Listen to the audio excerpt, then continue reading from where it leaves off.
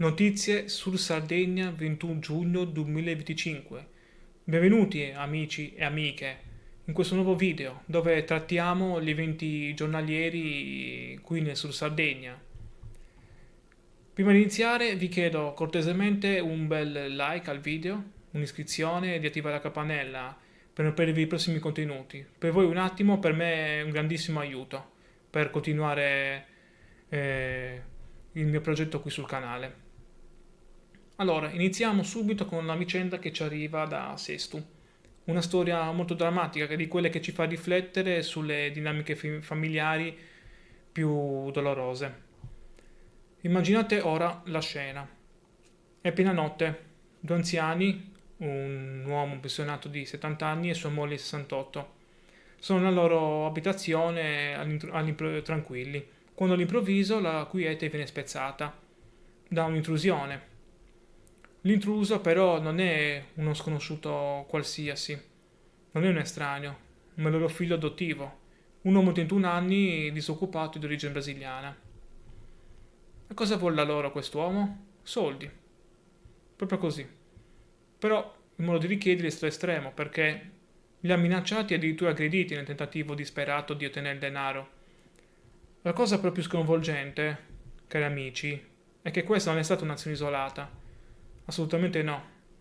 I due anziani, in forte stato di agitazione, comunque hanno trovato il coraggio di chiamare il 112.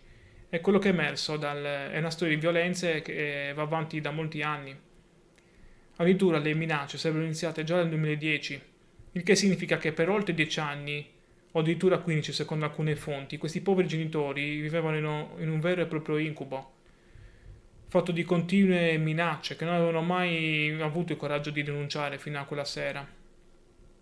I carabinieri, allertati dalla chiamata, comunque sono intervenuti molto rapidamente, sorprendendo l'uomo ancora all'interno dell'appartamento che stava continuando a minacciare e aggredire i genitori. E proprio per la gravità della situazione è stata immediatamente attivata la tutela per le vittime prevista dal Codice Rosso. Ora, per chi non sapesse, il Codice Rosso è una normativa pensata proprio per dare una risposta immediata nelle indagini, in questo caso di reati di violenza domestica. Il 31enne quindi è stato arrestato in flagranza con le accuse molto pesanti di atti persecutori, tentata estorsione e violazione di domicilio. Ora si trova nel carcere di Utah, a disposizione appunto dell'autorità giudiziaria, mentre i carabinieri stanno continuando a proseguire, le indagini, stanno proseguendo le indagini per chiarire l'intera dinamica e quindi scoprire anche i vecchi episodi accaduti durante gli anni passati. Una storia questa che, almeno secondo me, ci fa riflettere su quanto sia fondamentale non sottovalutare mai i segnali di violenza domestica, per quanto sia difficile trovare la forza di denunciare questi fatti, anche se sono contro i nostri familiari, come in questo caso, anche se non direttamente di sangue, però per loro sono sicuro che fosse come un figlio, altrimenti in dubito l'avrebbero adottato. In ultimo, mio parere personale, bel ringraziamento da parte del figlio adottivo, da parte verso i genitori. Complimenti. Comunque, cambiamo argomento, andiamo avanti. Spostiamoci tra Quartu e Selargius, perché qui la scorsa notte un passante, aggiungo un passante molto attento, ha notato qualcosa di strano, permettendo così di svelare di sventare un tentato furto d'auto. Ora, anche qui immaginatevi la scena. Un 53enne disoccupato, già noto alle forze dell'ordine, addirittura sottoposto a una misura di prevenzione di avviso orale, viene colto sul fatto mentre sta rovistando all'interno di una Nissan Qashqai. Infatti i segni di infrazione erano chiari e evidenti e lui stava ovviamente cercando di rubare. L'intervento dei carabinieri di Quartu, supportati dai colleghi di Selargius, è stato fulmineo addirittura.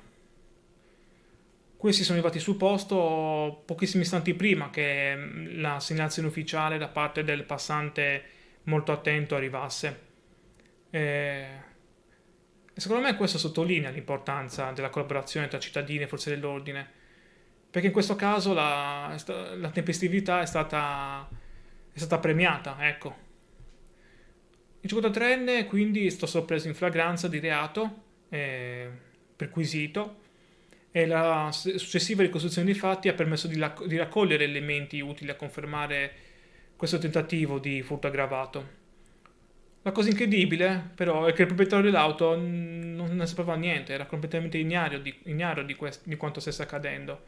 È stato quindi informato dai militari, potendo così formalizzare la denuncia. L'uomo, il presunto ladro, ora si ritrova agli arresti domiciliari, in attesa dell'udienza per sapere come andrà avanti la situazione. Le indagini, tra l'altro, stanno proseguendo per verificare un suo eventuale coinvolgimento in altri eventi simili, sempre all'interno della stessa zona. Per chiudere, miei cari amici e amiche, arriviamo all'ultima notizia, una storia un po' particolare e insolita, secondo me, che non capita tutti i giorni di leggere e scoprire. E io che comunque ogni giorno leggo notizie, almeno per me è strano. Comunque, arriviamo a Serramanna. Qui un uomo ha vissuto un incubo, addirittura per ben 3 volte. Qui ci dice: è la terza volta che succede, lasciatemi in pace. Queste sono le sue parole, presentate ai carabinieri già lo scorso 16 giugno. L'ultima aggressione è avvenuta in piena notte, verso le 3 del mattino. All'improvviso una macchina si ferma a fianco a lui, dal nulla. Che era a bordo è sceso, lo ha derubato del cellulare e del portafoglio. Ma non è finita qui. Hanno addirittura aperto il cofano dell'auto e lo hanno minacciato esplicitamente. Mi hanno detto che avrei fatto una brutta fine e ora ho paura che la prossima volta possano uscirci davvero. Queste sono le sue parole di aiuto. La storia però si fa ancora più inquietante. Oltre ai furti e le minacce, quest'uomo che è ormai terrorizzato ha raccontato, scusate, di aver paura persino di stare in casa ora. Infatti ha detto che trascorre tutta la notte fuori casa in modo tale da preservare la sicurezza della sua famiglia. E pensate che è stato addirittura appiccato un incendio anche davanti al porticino di casa, cioè un incendio, assurdo. Questa non è più solo una rapina, ma è una vera e propria persecuzione da chi che lo ha profondamente destabilizzato. Il cellulare rubato, tra l'altro, non era un semplice oggetto che usiamo noi tutti i giorni per scorrere sui social, per fare altro, ma conteneva tantissime foto di suo figlio, un bambino che non vede da 4 settimane. Infatti lui dice che sono un ricordo importante per lui e vorrebbe che gli fosse reso, almeno quello. Immaginate ora la disperazione di perdere non solo un bene materiale, che comunque è costato soldi fisici, ma anche ricordi preziosi legati agli affetti più cari. Comunque le indagini sono in corso e gli inquirenti stanno cercando di fare luce su questa serie di eventi misteriosi. La storia comunque presenta ancora tanti punti oscuri, perché quest'uomo è stato per srimire in questo modo, cioè, infatti, ecco, mi è venuta in mente una domanda: perché quest'uomo è stato per srimire in questo modo? Speriamo che si possa fare chiarezza su questa vicenda, che quest'uomo possa ritrovare finalmente un po' di pace e sicurezza nella sua vita. Con questo siamo arrivati alla fine, io vi ringrazio, siete arrivati fin qui, spero non vi siate annoiati, che vi sia interessato quindi questo video e conoscere queste notizie. Se non l'avete fatto prima vi chiedo, se siete ancora qui, gentilmente di nuovo di mettere un like, iscrivervi al canale, attivare la campanella per non perdere i prossimi contenuti. E noi ci salutiamo, vi auguro un buon proseguimento di quello che state facendo e ci vediamo al prossimo video. Ciao a tutti!